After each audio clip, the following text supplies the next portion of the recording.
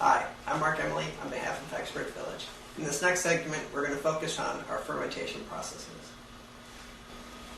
Now that we've got our beer all ready, we're going to start worrying about fermentation. So, for ales, we're going to want to keep the fermentation temperature between 60 and 70 degrees.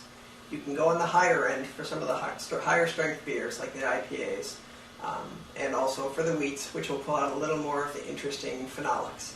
For lagers, such as a Bock or a Pilsner, we're going to want to go as cold as we can, which means we want to aim for 50 degrees. So, with this, you're going to want to take your bucket and put it into a nice, relatively cool, dark place in your house.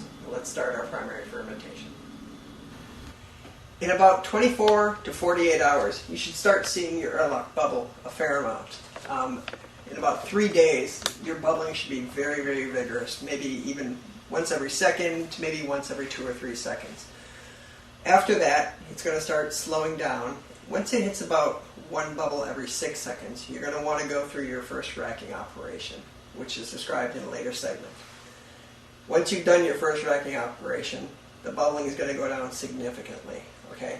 At this point, it's going to be going into its secondary fermentation. All the yeast is going to be falling out of the solution, kind of sedimenting down at the bottom, and you're going to have a nice, clean beer. If you did buy a hydrometer, you can track the progress of your fermentation along with this. So, you're going to start with your initial hydrometer reading. Then, in about 5 or 6 days, okay, when your primary fermentation is done, you should be down to about 30% of what your initial hydrometer reading was. So, if you were starting at 1050, that would mean you'd be about 1015. At that point, you're going to siphon. And then after that, you're going to watch your kind of secondary fermentation. It may drop a couple more points, may get down to 25% of what you started to. If you get to that point, you're in good shape. Even if you didn't, you still may be okay as long as it's not still bubbling. And if you're lower, you're still good.